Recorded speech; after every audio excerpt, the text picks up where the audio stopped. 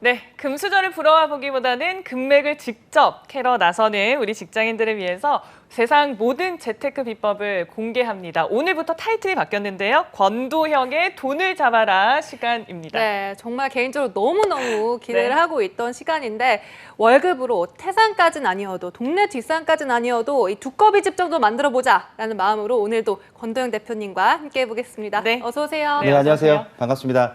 오늘부터 권도형의 돈을 잡아라로 새롭게 시작하는 네. 한국은퇴설계연구소 권도형 대표라고 합니다. 반갑습니다. 타이틀이 바뀌었어요. 네. 네, 기분 어떠신가요? 뭐 3주 만에 또 이렇게 후하게 대접해 주시니 제가 또 몸둘 바를 모르겠습니다. 알겠습니다. 네. 오늘도 저희 기대를 한번 해보도록 네, 하겠습니다. 좋습니다. 네, 사실 매번 이 시간이 올 때마다 저는 자기 반성의 시간, 그리고 배움의 시간, 그리고 늘 방송이 끝나면 어머니 아버지께 카톡이 오곤 하셨습니다. 정말 도움이 많이 되는 시간이다. 열심히 배워라. 그래서 좋습니다. 오늘 또 어떤 주제로 저에게 큰 깨달음을 주실지 궁금한데요. 제가 이제 타이틀도 바뀌었고 해서 네. 이거를 어떻게 이제 방송을 좀 잡아가면 좋을 것인가에 고민을 어. 좀 했는데요. 기본으로 돌아가자 어허. 이런 마음으로 오늘 저는 자산부채 현황표, 우리 오. 직장인 은퇴 설계, 재무 설계에 있어서 가장 중요한 자산부채 현황표에 대한 이야기를 한번 해보려고 합니다. 네. 화장품을 좋은 걸 쓴다고 갑자기 이뻐지는 건 아니잖아요. 그렇죠. 그렇죠. 이제 기본기가 있어야 되는 거 아닙니까? 그렇죠. 그래서 우리 재무 설계에도 기본기가 필요하다. 그래서 아하. 그 기본기를 어떻게 갖추면 좋으냐? 바로 자산부채 현황표로 준비하면 된다. 오늘 이 말씀 한번 드려보도록 하겠습니다. 그래요. 네. 가장 기본인 자산 부채 현황표에 대해서 알려주실 건데 이 부채 아니죠? 그렇죠. 부채 이거 아니고요. 아니에요. 이거 아니에요. 빚. 빚 얘기하는 네. 것 같은데요. 네. 말씀대로 이제 자산이 있고 부채가 있습니다. 우리 인생을 살다 보면 돈 문제와 관련돼서 돈을 잘 모아서 자산을 형성하기도 하고요. 또 돈이 또 필요해서 돈을 빌리다 보면 부채가 형성되기도 합니다. 네. 그걸 A4 용지 한 장에 이렇게 요약해서 쓸 수 있다면 무언가 나의 자산 관리를 좀 틈틈이 할 수 있다, 촘촘히 할 수 있다 이런 뜻으로 여러분들 생각하시고 오늘 잘 따라와 주셨으면 좋겠습니다. 네, 벌써부터 약간 긴장이 되는데 일단 이 자산 부채 현황표 만들 때 어떤 것들을 고려하면 될까요? 뭐 고려하실 필요는 없고 일단 가장 중요한 건 A4 용지를 좀 준비를 해라. A4 용지. 예. 오늘 네, 준비를 하도록 준비해서, 하겠습니다. 반으로 접는 네, 겁니다. 반으로 그래요? 이렇게요. 네. 네, 접어요 이렇게. 네. 뭐 마법이란 말까지는 안 붙여도요. 어쨌든 여러분들이 자산 부채 현황을 한눈에 볼 수 있는 가장 현명한 방법이다. 이렇게 보시면 될 것 같습니다. 네. 알겠습니다. 저희 화면이 조금 준비되어 있나요? 하나씩 보면서 좀 설명을 그러시죠. 해주실까요? 네. 여러분들 가지신 뭐 A4 용지도 좋고요. 지금 화면도 참고하셔서 네. 보시면 될 것 같은데 네. 반으로 접어서 이렇게 보시는 겁니다. 자, 좌측에다가 자산의 목록을 쭉 나열할 겁니다. 지금부터. 네. 우측에다가는 부채의 목록을 나열할 겁니다. 네. 자, 한번 잘 따라와 보시죠. 네. 첫 번째가 현금 유동성 자산입니다. 어떤 뭐죠, 걸까요? 이거는 어떤 걸까요? 용돈이요, 일단 용돈. 용돈? 네. 뭐 생각나는 현금. 대로 말씀해 보세요. 네, 바로 현금. 돈이 되는. 현금이고 유동성이 있어. 어떤 뜻이냐면 네. 현금 현찰로 바로 내가 뺏을 수 있다. 아. 현금의 능력이라고 보시면 될 것 같죠. 네. 요게 이제 그 우리 자산부채 현황표에서도 가장 중요하고요. 현금이 자산이 됩니다. 지금 같은 시대에 많이 힘드실 텐데 현금이 얼마나 큰 위로가 되고 그렇죠. 얼마나 큰 도움이 맞아요. 되겠습니까? 네. 그럼요. 저는 5년 전에도 사업을 하면서 큰 시련을 한번 겪은 적이 있어요. 오, 대표님이요? 네, 메르스라는 큰 시련을 겪은 적이 있습니다. 왜냐하면 교육과 강연을 위주로 하는 제 일이기 때문에 이렇게 코로나나 메르스 같은 경우에는 굉장히 제 일에 큰 타격입니다. 그렇죠. 근데 중요한 건 뭐냐면 메르스 한번 생각해 볼까요? 저는 낙타를 타본 적도 없고 중동에 가본 적도 없습니다. 네. 그런데 그걸로 인해서 제 사업이 침해를 받은 거죠. 네. 지금도 마찬가지예요. 뭐 중국에 갔다 온 것도 아니지만 이게 상황이 커져서 저의 생활에 큰 지금 피해를 입히고 있는 거잖아요. 여러분들도 마찬가지 아니겠습니까? 이때 돈이 필요하겠죠. 네. 얼마큼 비축해 있느냐가 가장 관건이 됩니다. 아. 그렇기 때문에 현금 유동성 자산을 늘 준비해야 된다. 물론 메르스나 코로나가 아니더라도 인생에는 이렇게 위험이 항상 도사리고 있다. 작은 위험들이 도사리고 있는데 그 위험들을 위해서 내가 얼만큼 현찰을 보유하고 있느냐. 이걸 네. 현금 유동성 자산이라고 하고요. 망설임 없이 바로 뺏을 수 있는 거죠. 예를 들어 3년 만기 채권에 있다. 그러면 만기가 3년이기 때문에 유동성이 없는 거예요. 네. 그렇죠. CMA 계좌나 이런 데 같은 데 있으면 바로 뺏을 수 있는 거죠. 급여 통장 같이 이게 스치고 지나가는 통장 말고 네. 내가 급여 통장과는 좀 구별된 통장에 이 돈을 좀 보관해 놓으면 좋겠다. 그럼 어느 정도 보관하면 좋겠습니까? 네. 많으면 네. 많을수록 좋은데요. 어. 네. 적어도 직장인의 월 급여, 평균 급여의 네. 한 3배에서 4배 정도가 비축되어 있으면 좋겠다라는 그래요? 말씀을 좀 드리고 싶습니다. 지금같이 이런 상황에도 그렇게 현금 유동성이 준비되어 있는 분들은 조금 자신감을 가지고 지금 하루하루를 버티고 있을 텐데요. 네. 그렇지 않은 분들이 너무 많아서 안타깝습니다. 그러게요. 그래서 우리 재무 설계의 가장 기본은 현금 유동성 자산이다. 그래서 저축을 하는 거겠죠. 네. 네. 그 월 평균 급여라고 하셨는데 개인마다 다를 텐데 자기의 어떤 상황에 맞게 하면 되는 그렇죠. 건가요? 상황에 맞게 5배. 해야 되기 때문에 네. 급여의 3배에서 4배, 뭐 어. 많게는 한 5배까지. 예를 들어 퇴직 후에, 은퇴 후에는 통상 본인 연금 월액의 한 5배 이상을 이렇게 해놔야 된다 말씀드리고 싶습니다. 네, 석유 비축류는 많이 들어봤는데 또 현금의 비축금은 처음 들어봤어요, 저는. 석유는 우리한테 직접적인 영향은 없지만 네. 가장 중요한 건 현찰이거든요. 그렇죠. 그래서 그렇죠. 네. 항상 중요한 건 현찰을 좀 보유하자. 네. 그러기 위해서 저축하자. 이렇게 말씀드리고 싶습니다. 알겠습니다. 첫 번째 현금 유동성 자산 짚어주셨고요. 두 번째가 이제 투자 자산인데 이미 내가 뭐 투자를 한 그런 자산을 얘기하는 네, 그렇죠. 건가요? 뭐 투자를 하실 계획이시고 투자를 한 것도 있을 텐데요. 네. 가장 중요한 건 투자에 있어서는 투자라는 글자를 보면 우리가 쉽게 알 수 있죠. 투자, 자산을 던지는 거예요. 네. 관역에 네. 제대로 맞추면 성공입니다. 네. 그런데 빗나가면 영원히 돌아올 수 없는 거죠. 그렇죠. 그렇죠. 그래서 우리가 투자를 할 때는 항상 중요한 게 뭐냐면 관역에 좀 스쳐 지나가서 내가 이 돈이 없더라도 괜찮다라는 그런 마음을 가지신 분들이 있는 반면에 네. 투자를 해놓고서 밤잠을 못 자는 분들이 또 있습니다. 맞아요. 그렇기 때문에 투자는 항상 성향이 중요하다. 아하. 성향이 중요하다. 그래서 제가 한 분씩 여쭤볼까요? 나는 만약에 투자를 한다면 수익률을 몇 % 정도 예상을 하고 있다. 하면 예를 들어 한번 말씀해 주실 수 있겠어요? 저는 예전에는 음. 2배 정도만 먹고 싶다 두 이렇게 배 했는데 먹고, 나중에 예. 보니까 그게 수익률이 그러려면 100%가 되어야 되더라고요. 그렇죠. 두 처음에 배는. 한 20%면 2배인 줄 알았어요. 그래요. 옛날에는. 예. 그래서 저는 정말 작게 해서 2배. 아, 100%? 끝까지 2배로 네네. 가겠다. 일확천금을 꿈꾸는 아나운서께서는 저는 또 네. 이제 안정적인 걸 네네. 중요하게 생각해서 한 일단 10에서 20% 10에서 20. 이렇게 네, 그렇죠. 현실적으로 10에서 20 되는 상품도 없고 2배를 주는 상품도 없습니다. 아 네. 진짜요? 그렇죠. 지금 어. 현재 그 나와 있는 상품들이 없죠. 그렇죠. 네, 통상적으로 평균 수익률이 한 5에서 6% 정도 나오면 굉장히 잘 나오는 건데 네. 내가 만약에 100% 수익률을 원한다. 그러면 마이너스 100이 될 수 있다는 얘기예요. 아하. 내가 네. 만약에 10% 수익률을 원한다. 그러면 마이너스 10도 될 수 있다는 얘기예요. 그럼 마이너스 10과 마이너스 100을 견딜 수 있는 마음이 있느냐? 그게 바로 투자 성향입니다. 충분해. 내 이 돈 없어져도 괜찮아. 이 정도는 굉장히 공격적인 성향이 될 수 있겠죠. 아. 그런데 10%가 만약에 없어져서 밤잠을 못 이루고 그것 때문에 병원을 왔다 갔다 해야 될 정도로 내가 뭐 심적으로 너무 큰 부담이 된다. 그러면 그분들은 투자하시면 안 되겠죠. 예금 그렇죠, 적금하시면 그렇죠. 됩니다. 네, 네. 그래서 항상 우린 투자는 앞서서 성향이 중요하다. 아. 어떤 성향이신 것 같아요? 굉장히 공격적이신 것 같아요. 근데 저는 주변에 그런 분들이 많았어요. 네. 없는 돈이라 삼치고 투자를 하는 거다. 네. 없는 여유 돈이라 자금으로? 삼치고 네. 그 정도의 돈으로 이제 투자를 해야지만 이게 심적으로 좋다. 정답입니다. 그래서 지금 뭐 동학 개미 운동이라는 말도 있는데 맞아요. 현금 유동성 자산 이외에 여유 자금이 있다면 충분히 투자할 수 있는 그런 시기는 맞는 것 같아요.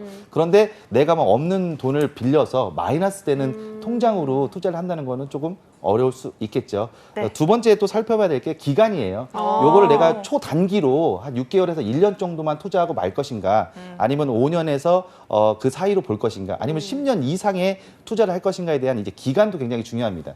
이 기간을 어떻게 정하면 좋으냐? 바로 네. 첫째 시간에 말씀드린 대로 내 인생의 재무 목표에 맞춰서 투자를 하시는 게 좋겠죠. 내가 당장 6개월이나 1년 후에 여행 자금으로 쓸 몫이다. 네. 아니면 결혼 자금으로 쓸 몫이다. 그러면 단기 자금으로 운영하시면 될 것 같고요. 뭐 중장기, 장기 이렇게 인생의 플랜에 맞춰서 이게 기간을 정해놓고 투자를 하는 게 좋겠다. 마지막 네. 세 번째는요.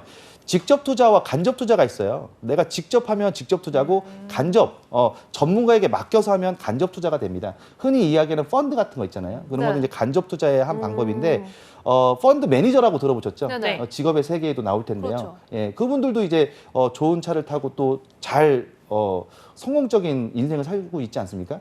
돈이 있다는 거죠. 그만큼 수수료를 그분들이 받는다는 얘기죠. 그래서 간접 투자에는 수수료가 들어간다. 자산 운용사가 이렇게 큰 빌딩을 갖는 것도 다 수수료 몫이다. 그러면 우리는 투자를 하면 수수료에 대한 부분을 반드시 생각을 해야 되는데 큰 수수료가 있고 적은 수수료가 있어요. 근데 요즘에는 다 그게 오픈돼 있기 때문에 여러분들이 비교 검토해 보시고 금융상품을 들어갔으면 좋겠다.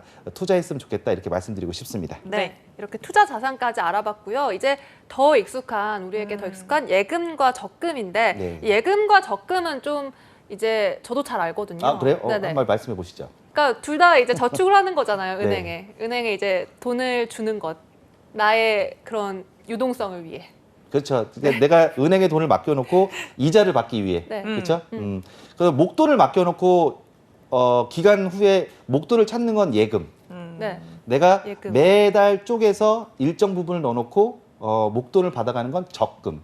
적립이냐 예치냐 이런 차이로 보시면 될 것 같죠. 네. 예를 들어 1,000만 원을 넣어놓고 1년 후에 1,000만 원을 찾는다. 예금. 100만 원씩 10번을 끊어낸다. 매달 100만 원씩 내가 급여가 들어올 때마다 100만 원씩 끊어서 10번을 1월, 2월, 3월, 4월, 5월, 6월 해가지고 끊어서 낸다는 적금이죠. 네. 근데 똑같이 3% 이자를 준다고 생각 한번 해보시죠. 네. 그러면 1,000만 원을 예치해놓고 1년 후에 연이자 3%의 이자를 받는 거는 전혀 문제가 없어요. 아, 그렇죠? 네네네. 근데 100만 원씩 끊어서 10번 들어간다. 그럼 은행에서 이자를 좀 달리 줍니다. 예를 들어 이렇게 주는 거죠. 첫 달 맡긴 100만 원은 3% 이자를 줄 수 있어요. 왜? 그 100만 원은 1년 동안 예치돼 있으니까. 아, 근데 두 번째 달 맡긴 100만 원은 9달만 예치돼 있죠. 네네네네. 그러니까 10분의 1을 빼고 줍니다. 아, 3%에서 12분의 2, 12분의 3을 하다 보면 10분의 1, 10분의 1을 자꾸 이렇게 빼고 주다 보면 맨 마지막 달 맡긴 내가 100만 원은 3%에 그러니까요. 10분의 1만 받게 되죠. 그래서 네. 3% 금리를 못 받을 수 있어요. 그래서 통상적으로 3% 금리가 나오지 않는다. 거기에 또 15.4% 이자 소득세를 제하고 나면 1% 금리다. 그런데 짜장면 값은 그거보다 훨씬 더 가파르게 올라간다. 그래서 우리가 실질 뭐 마이너스 금리 시대 뭐 이렇게 얘기하지 않습니까? 네네. 그래서 그런 표현을 쓰는 아, 겁니다. 그래서 마이너스 네. 금리가 아니어도 네. 실질적으로 마이너스 금리다. 그렇죠. 이런 표현이 있는 네. 것 같은데 그렇다면 이제 네 번째 항목 또 친숙하지 않은 항목인데. 그래요? 그쵸. 뭐 누구나 원하지만 그렇죠.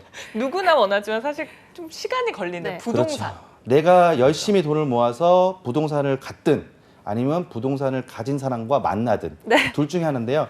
부동산을 가진 사람과 만나기는 좀 쉽지 않다고 보면 네. 뭐 청약 통장부터 이제 시작을 했으면 좋겠는데 뭐 부동산의 미래가 어떻게 될 것 같습니까? 라고 저한테 이렇게 물어보시는 분들이 있어요. 네네. 말씀드린 대로 신의 영역이기 때문에 그건 네. 뭐 어떻게 제가 맞출 수가 없습니다. 네. 그걸 알고 있으면 이 시간에 여기 와서 방송을 하고 있지 않고 전 아마 그런 투자를 하러 다닐 것 같습니다. 그런데 중요한 건 뭐냐면 장기적인 미래에서 대한민국의 부동산 시장은 그렇게 녹록하지 않은 상황이다라는 것이 전문가들의 전체적인 의견입니다.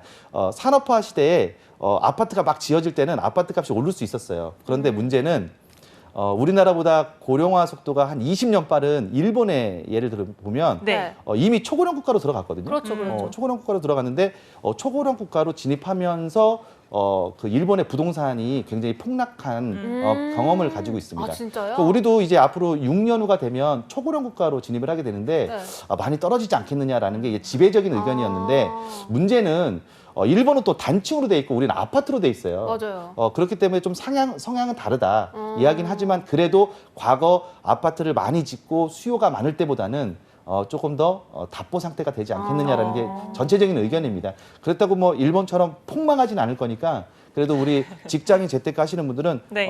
지금부터 청약 저축부터 한번 시작해 보시는 것도 좋은 방법이다 이렇게 말씀드리고 싶습니다. 네. 저희가 청약통장 뭐 가입 방법이나 이런 거에 대해서 나중에 꼭 말씀해 주실 거죠? 그것만 해도 한 30분 정도는 따로 시간 좀 내야 될 것 같네요. 좋습니다. 네, 알겠습니다. 기다려 보면서 이제 개인 사용 자산으로 넘어가 볼 텐데 이것도 들어봤던 것 같은데 또 잊어버렸어요. 씀씀이라고 보시면 되겠죠. 음. 씀씀인데 이게 이제 사용하는 자산이니까 내 손에 들어오는 순간부터 감가상각이 되는 거, 가치가 떨어지는 거, 그렇죠? 네. 노트북을 샀어요. 네. 포장지를 뜯는 순간 중고가 되죠. 그렇죠. 핸드폰도 중고가 됩니다. 근데 나중에 되팔았을 때 어떻게 되죠?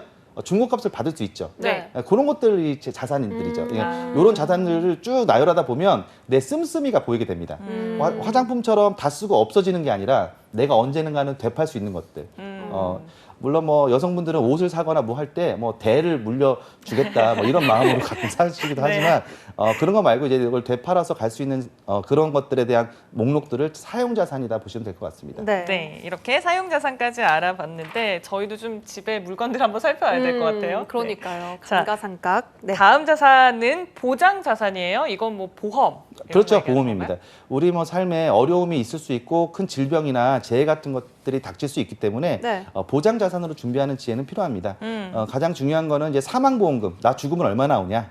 두 번째는 내가 질병이나 큰 이제 위험에 닥쳤을 때 이런 입원비, 수술비 및 뭐 이런 암보험 이런 것들을 얼마큼 준비되어 있느냐 이렇게 조목조목 한번 따져보시는 게 바로 보장 자산이라고 말씀드릴 수가 있겠습니다. 네. 사실 이 보험료에 대해서는 많은 분들이 아까워하는 분들도 많거든요. 그렇죠. 그래서 저도 원래 안 들어놓고 있다가 이제 네. 부모님한테 전화가 와서 네. 이제 들어야 된다고. 부모님 친구분이 또 보험회사 다니시나 보죠? 그것까지 모르겠는데 일단 아, 실비 그래요? 뭐 이렇게 보험해서 네. 하는데 네. 사실 중요한 부분이잖아요. 이 보험료 내는 거. 그렇죠. 보험을 우리가 한자어로 보면 위험할 때 험자와 자연보호할 때 보자예요. 어허. 그러니까 위험한 상황이 생겼을 때 보호를 받는 거죠. 네. 그러니까 투자 상품은 아닙니다. 그렇죠? 네. 내 인생이 마이너스가 됐을 때 제로 상태까지 끌어올릴 수 있는 것이 바로 보험이라고 보시면 될 것 같습니다. 중요하죠. 그렇죠. 그래서 우리가 인생을 살면서 마이너스가 될 수 있는 상황이 오거든요. 네. 당장 한치 앞을 모르지 않습니까? 그렇죠. 그렇기 때문에 보험은 필요합니다. 그런데 여기서 중요한 건 너무 걱정한 나머지 과도한 보험료를 내는 것은 위험할 수 있다. 그래서 보험료를 한번 먼저 따져보시는 게 좋을 것 같고요. 보험은 또 기간이 중요해요. 네. 왜냐하면 예를 들어 뭐 80세 만기 보험이다. 네. 근데 우리는 120까지 산다. 네. 그럼 81세부터는 감기도 걸리지 말아야 되는 거죠. 그렇죠. 그렇죠. 그래서 이제 네. 얼만큼 내가 보장을 받을 수 있는 기간이 확보되느냐. 세 번째는 보장의 이제 폭입니다. 내가 이런 병, 이런 질병에 걸렸을 때 충분히 보장을 받을 수 있게끔. 그래서 보험은 또 확률이기도 한데 일반적으로 많이 보편적으로 보장이 되는 그런 보험인지를 한번 확인해 보시고 가입하시는 게 좋겠다 이렇게 말씀드리고 싶습니다. 네. 주위에 보면 어릴 때 그냥 조금 생각 없이 가입을 했다가 이걸 해지하고 다시 드는 그런 경우들도 사실 간혹 그렇죠. 있더라고요. 예. 그래서 그런데 그런 건 조금 위험할 수 있습니다. 왜냐하면 보험료는 나이가 어릴수록 저렴하기 때문에 그렇습니다. 아하. 그래서 그리고 보험 상품은 계속 진화는 하고 있지만 네. 그래도 과거의 보험이 훨씬 좋은 보험들이 또 많아요. 그래서 함부로 이렇게 해약하거나 하는 것들은 전문가들을 만나서 한번 살펴보시는 게 좋겠다 말씀드리고 싶습니다. 네, 알겠습니다. 자, 7번째 자산은 은퇴 자산인데 이게 은퇴 후에 우리가 받을 수 있는 연금 그렇죠. 이런 거 있죠? 항상 은퇴 설계를 하면서 제가 질문 드리는 게 있어요. 퇴직한 첫 달 다음 달에 10일 날이 급여일이시잖아요. 네. 예, 얼마 나오냐. 그렇죠. 그리고 얼마- 그때 목돈 얼마 정도 있을 것 같냐. 이거 물어보는데 거기에 가장 중요한 게 매월 돈이 얼마큼씩 나올 수 있느냐. 이걸 준비하는 게 바로 은퇴 자산이죠. 네. 기본적으로 직장 생활하게 되면 국민연금, 퇴직금을 연금으로 바꾼 퇴직연금, 개인적으로 가입하는 개인연금, 그다음에 주택을 소유하고 있다면 주택을 담보로 내가 연금을 받을 수 있는 주택연금 뭐 이런 네. 것들을 한 층 한 층 쌓아놓자 이렇게 말씀을 드린 적이 있고요. 그렇게 은퇴 자산을 준비하시면 되겠습니다. 네. 이제 마지막으로 기타 자산입니다. 기타 자산은 뭐가 있을까요? 희망을 드리기 위해서 드리는 말씀은 아니고요. 지금까지 드리는 얘기들이 이건 나랑 상관이 없다. 네, 왜 그럴 수 이렇게 있죠. 어렵냐. 네. 이걸 꼭 해야 되냐. 네. 하지만 걱정하실 게 없는 게 우리에게는 기타 자산이 있습니다. 어. 건강하잖아요. 아. 건강 자산이 있죠. 저 예. 있네요. 그렇죠. 건강 네. 자산. 건강하잖아요. 네. 건강하기만 할 뿐이잖아요. 그렇죠? 최고의 자산. 그게 그렇습니다. 건강하기 때문에 언제든지 다시 시작할 수 있습니다. 네. 네. 그리고 이제 뭐 관계 자산, 그것도 자산이죠. 그럼요. 그렇죠. 퇴직 후에 재취업을 잘 하시는 분들을 봐요. 그런 분들은 관계 자산이 굉장히 잘 돼 있습니다. 물론 이런 직업 방송을 통해서도 좋은 정보를 얻으시지만 주변에 내가 재취업하고 싶다라는 이야기를 꾸준히 하신 분들이 주변 분들로 인해서 재취업이 되는 경우를 굉장히 많이 보게 됩니다. 그런 관계 자산이 잘 돼 있는 거죠. 그래서 이런 관계 자산도 자산의 하나로 우리가 파악해 놓자 이렇게 말씀드리고 싶습니다. 네, 이렇게 자산 부채 현황표에서 자산 항목에 대해서 저희가 살펴봤고요. 이번에는 부채인데 가장 먼저 장기 부채입니다. 네. 이게 느낌이 딱 와요. 그렇죠. 장기 부채 집 살 때, 차 살 때 공부하면서 빌린 돈들 있죠. 네. 네, 그런 돈들이 이제 장기 부채입니다. 부채 중에서는 그나마 그냥 좀 양호한 부채라고 보시면 될 것 같은데 그래도 부채가 뭐 양호하고 뭐 좋고 나쁜 거는 있을 수 없는 것 같아요. 그래서 우리 부채 관리는 꼭 잘 해야 되는데 이렇게 빌려놓은 돈들을 한번 여러분 목록으로 한번 보셨으면 좋겠어요. 매월 들어가는 돈들이니까요. 한번 체크해 보셨으면 좋겠습니다. 이게 뭐 다 나쁘다고 할 수는 없는데 이제 집이라든지 아니면 공부라든지 이런 건 좀 필수제인 맞아요. 경우도 많으니까 꼭 나쁘다고는 볼 수 없겠죠. 그렇죠. 과거에 대한민국에 이제 부동산이 막 성장할 때가 있었어요. 네. 엄청나게 성장할 때 내가 부동산 담보대출을 받아서 집을 사요. 네. 그러면 대출에 대한 이자가 나가는데 그 이자를 주고도 훨씬 부동산 상승률이 높았기 때문에 레버러지, 충분히 가능했던 그런 투자의 목적으로 그러네요. 가능했던 그런 부채 시절이 있었습니다. 근데 지금은 좀 그렇게 없기 때문에 이런 부분들 좀 조심해야 된다라고 다시 한번 아까도 말씀드린 동학 개미 운동처럼 네. 내가 빚을 져서 내가 이거를 저리로 빌린다 해도 수익률이 언젠가 또 마이너스가 될 수 있기 때문에 조심해야 된다 이렇게 말씀드리고 싶습니다. 네. 이제 두 번째 부채가 이름도 무서워요. 네. 단기 악성 부채. 그렇죠. 단기인데 네. 악성이에요. 현금 유동성 자산이 없는데 갑자기 큰 일이 벌어졌다. 네. 그럴 때 이제 현금을 서비스 받게 되죠. 네, 그렇죠. 가장 간편한 방법으로 카드만 있으면 됩니다. 맞아요. 이자율이 무려 20%가 넘어가는 고리의 이자율로 우리가 돈을 빌릴 수밖에 없는데 그런 것들 좀 주의했으면 좋겠다. 한도 되면 현금 서비스로 끝날 수 있는데 그것도 안 되면 어디로 가요? 론 갑니다. 그럼 또 25%, 26% 또 올라가고요. 그것도 안 되면 또 더 많은 분들, 29%짜리 이런 거 빌리게 되죠. 네. 이제 금리가 1% 시대인데 20% 이상의 이자를 주고 돈을 빌린다는 거는 네. 안 되겠죠. 그래서 아까 처음에 말씀드린 현금 유동성 자산을 준비하자 이렇게 다시 한번 말씀드리고 싶습니다. 그런데 이렇게 사실 네. 딱 이 카드만 딱 넣으면 현금이 딱 나오니까 현금이 막상 막 필요한 사람들은 쓸 수밖에 없어요. 왜냐면 그냥 카드 딱 넣으면 딱 나오니까. 그러니까 그걸 하면 안 된다고 말씀드린 거예요. 절대 하면 안 된다. 절대요? 네. 만약에 카드를 필요한 게 넣고 있어도. 쉽게 돈을 이게 버는 게 아니라 네. 빌리는 건데 네. 너무 쉽게 빌려주기 때문에 이자가 그만큼 센 거예요. 알겠습니다. 절대 알겠어요. 안 하셨으면 절대 좋겠어요. 하면 안 네. 돼요. 조언을 한마디 부탁드리려고 했는데 왜냐면 뭐 너무 상황이 급박한 상황도 있을 수 있으니까. 네. 근데 그래서 그래도 우리가 급박한 상황이 예. 생길 때를 대비해서 현금 유동성 자산을 준비하되 현금 서비스를 받았다면 네. 그달 안에는 반드시 아. 갚아내는 게 좋겠다 이렇게 말씀드리고 갚으면 싶습니다. 거. 네. 알겠습니다. 자, 다음으로 채무 보증도 좀 알아봐야 될 것 같은데 글쎄요. 보증을 안 서면 좋겠지만 네. 또 뭐 서게 되는 경우도 있을 것 같고 맞아요. 어떻게 봐요? 그래요? 드라마에 나오잖아요. 그렇게 그러니까. 착한 마음으로 사시면 안 되고요. 제가 적어도 이 방송 보시는 분들은 앞으로 인생에 네. 채무 보증은 없다 이렇게 아. 생각하고 사셨으면 좋겠어요. 우리 살신성인이라는 말 있지 않습니까? 네. 자신의 몸을 남이 돈을 빌리는데 막 대신 대주는 거예요. 그것처럼 이제 어리석은 일이 없습니다. 어허. 그래서 그 사람의 자산 관리고 또 나의 자산 관리이기 때문에 채무 보증 없이 살았으면 좋겠다 이런 말씀을 다시 한번 드리고 싶습니다. 네. 네. 안 하는 걸로 이거는 뭐 규모 있게 하거나 현명하게 하는 게 아니라 안 하는 안 걸로 하는 거. 네, 안 하는 걸로 말씀드립니다. 그럼 부모님 채무 보증도 안 하는 걸로. 아 진짜요? 네. 부모님의 채무 보증도 하면 안 되나요? 네, 그렇습니다. 네, 알겠습니다. 이제 다음으로 단기 우발 부채 알아볼 텐데 네. 단기 우발. 단기적으로 우발적으로 뭐 현금 서비스를 받는다 이런 건가요? 현금 서비스는 단기 악성 부채라고 보시면요. 네네, 악성. 우발적으로 돈을 빌리는 거예요. 네. 마치 내 돈인 것처럼.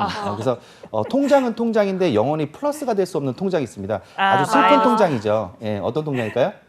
마통이라고 하는 네, 마이너스 통장입니다. 마이너스. 마치 지전하는 줄 알고 계속 돈을 네. 빼서 쓰다가 네. 나중에는 규모가 커져서 그게 이제 나중에 우리의 이제 부채가 되는 경우가 있는데 이 마이너스 통장 굉장히 중요합니다. 왜냐하면 마이너스 통장에 돈을 뺐다 그러면 거기에 대한 이자가 당연히 나가는 거죠. 네. 아니 그냥 은행에서 그냥 마이너스 통장 개설해줬다고 이자 없이 그냥 돈 갖다 쓰세요 이렇게는 안 할 거잖아요. 네, 그래서 근데- 거기에도 반드시 이자가 들어가는데 지금 현재 금리보다는 훨씬 높은 이자를 받고 있으니까 마이너스 통장도 규모 있게 써야 된다. 되도록이면 안 쓰는 게 좋다. 그리고 만약에 썼다면 빨리 갚는 게 좋다. 그래서 부채 4가지 말씀드렸는데 자산은 어떻게 관리하고 부채는 어떻게 하고 관리하면 좋을까요?라고 한다면 한마디로 자산은 분산해서 아하. 예를 들어 내가 보험이 너무 좋아 그래가지고 내 급여의 막 80%가 보험료로 나가고 있어. 네. 그럼 굉장히 바보 같은 그렇죠. 재무 설계가 되겠죠. 네. 그래서 자산은 분산해서 관리하시고 부채는 한 곳에 몰아서 어디에 모는 게 좋을까요? 부채는 쓰지 마라. 이자가 가장 낮은 통장에 몰아서 아. 만약에 썼다면 이자가 가장 낮은 통장에 몰아서 관리하시는 게 좋겠습니다. 부채도 분산하시겠다는 분이 간혹 있어요. 네. 그럼 다중 채무자가 되는 겁니다. 알겠습니다. 어, 부채는 좋지 않죠? 분산해서는 네. 안 되겠네요. 자, 이렇게 또 오늘 시간이 금방 갔어요. 한국은퇴설계연구소 건도영 대표님과 함께 얘기를 나눠봤습니다. 고맙습니다. 네, 감사합니다.